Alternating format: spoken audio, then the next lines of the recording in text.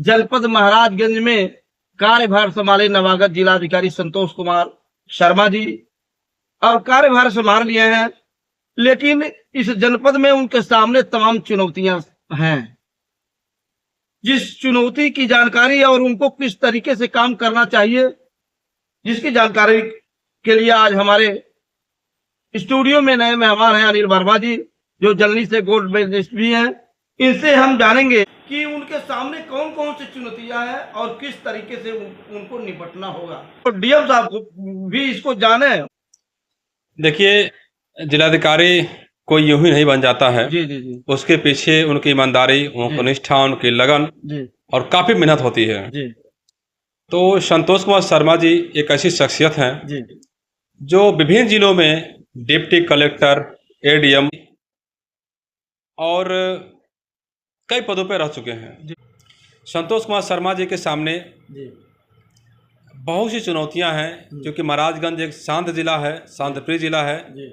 यहाँ पे अफसर आते हैं, फिर जाने का नाम नहीं लेते हैं, क्योंकि यहाँ पे विरोध कम होता है। विरोध होता भी है तो कुछ क्षण के लिए होता है, उसके बाद यहाँ के लोग मान जाते हैं।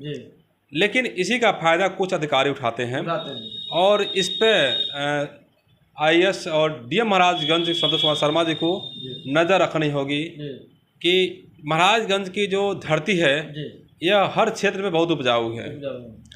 यहाँ के लोग बहुत सज्जन हैं और इसका फायदा कोई अधिकारी न उठाने पाए। क्योंकि महाराजगंज में चुनौती की बात हो रही है तो भ्रष्टाचार अभी भी यहाँ पे कायम है। योजनाओं के नाम पे अभी भी कुछ कमीशन खोरी चलती है। कुछ लोग इसमें लोगों से रिश्वत मांग लेते हैं। शिकायत होने पर कार्रवाई भी होती है। प्रधानमंत्री आवास योजना, शौचालय निर्माण, पेंशन योजना में तमाम तरह की शिकायतें आती रहती हैं। इसके साथ ही जिला स्तर से लेकर के ग्राम स्तर पर करप्शन की बातें आती रहती हैं। आपने देखा होगा कि प्रधानमंत्री आवास योजना ग्रामीण में करीब 1 दर्जन से अधिक प्रधानों को पूर्व के तत्कालीन डीएम ने उनका प्रशासनिक और वित्तीय अधिकार समाप्त कर दिया था, इसलिए कि उन्होंने रिश्वत लिया था और अपात्रों को प्रधानमंत्री आवास योजना का लाभ दिया था। लेकिन ये बात का खुलासा कब हुआ? ये खुलासा तब हुआ जब कोई शिकायत हुई। अधिकारियों ने जिनको जिम्मेदारी दी गई है सब देखने के लिए, वह लोग नहीं देख पाते हैं। तो डीएम साहब के सामने बड़ी चुनौती है कि योजनाओं के में जो पारदर्शिता है वो कायम बनी रहे, कहीं भी इसमें रिश्वत न चले। दूसरी बात होती है कि सड़कों का जाल बिछाया जा रहा है महाराजगंज में, लेकिन इसकी गुणवत्ता बहुत ही खराब है और जब इसकी शिकायत होती है तो विभागीय अधिकारी और इंजीनियर ठेकेदार मिल करके लीपापोती कर देते हैं। चर्चा है कि यहाँ पे शिकायतों का कमीशन का भी खेल चलता है। अगर रोड खराब बन रहा है तो अपने आप में इस बात का सबूत है कि कहीं करप्शन हुआ है, कमीशन खोरी चली है। बनने के 6 महीने 3 महीने बाद ही सड़कें उखड़नी शुरू हो जाती हैं। 1 साल के अंदर तो उसके चिथड़े चिथड़े उड़ जाते हैं।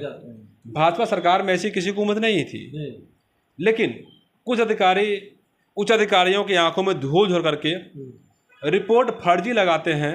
शिकायत को या कोई पत्रकार कुछ दिखाता है तो उसको अपने तरीके से उच्च अधिकारियों को फर्जी गुमराह करने वाली आख्या भेज देते हैं और बचे रहते हैं।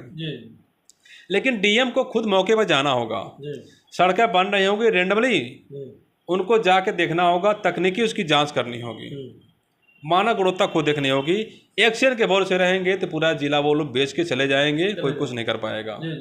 तो डीएम साहब को खुद निकलना होगा, सड़कों देखना होगा, किस प्रकार सड़कें बन रही होंगी, उसमें बड़ी कार्रवाई करनी होगी, शासन तक लिखा पढ़ी करनी होगी एक्शन के खिलाफ, तब जाके जनता का पैसा का सदुपयोग हो पाएगा। नहीं तो सड़कें ऐसी तरह से बनती रहेंगी, उखड़ती रहेंगी, अधिकारी और ठेकेदार इंजीनियर मालामाल होते चले जाएंगे और गरीब जनता फिर उस सड़क पर चलने के लिए मजबूर होगी जिस पे वो चलती रही है शुरू से ही।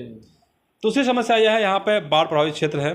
200 से अधिक गाँव बाढ़ प्रभावित क्षेत्र में आते हैं। 150-150 से अधिक मेरून हो जाते हैं बाढ़ आती है तो। लेकिन बाढ़ आना यहाँ के कुछ अधिकारियों के लिए समझिए कि वो काम देने वाला काम कर देता है। सिंचाई विभाग में का इतिहास रहा है कि यहाँ पर बहुत से ऐसे करप्शन हुए हैं जिस पर कार्रवाइयाँ भी हुई हैं। बांध मरम्मत, जीर्णोद्धार, सफाई वगैरह के नाम पर यहाँ पर बड़ा खेला होता है। डीएम साहब को इस पर नज़र रखनी होगी।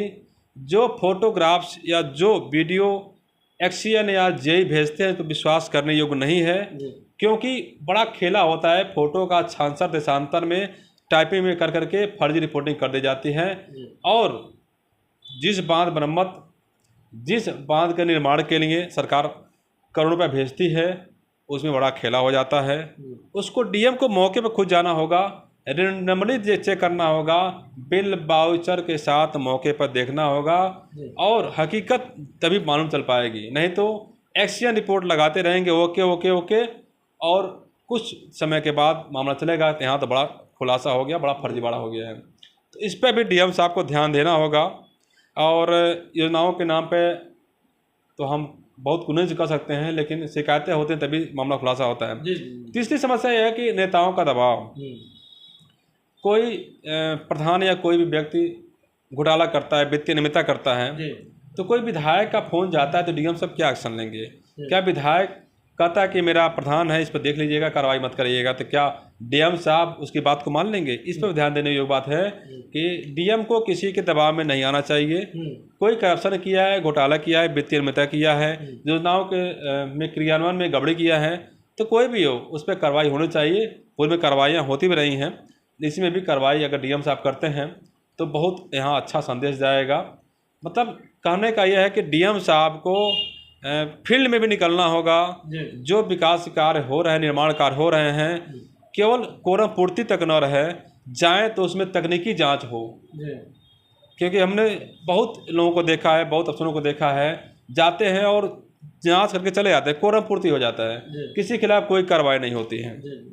मंत्री आते हैं तो मंत्री को वही चीज़ दिखाया जाता है जो सब कुछ अच्छा होता है, तो डीएम साहब जाएं, औचक रूप से जाएं, बता कर ना जाएं हमको यहाँ जाना, यहाँ चेक करना है। बता के जाएंगे तो सब कुछ मिलेगा आपको, गवाह भी सब तैयार कर दिए जाएंगे, काम भी सही दिखाई देगा।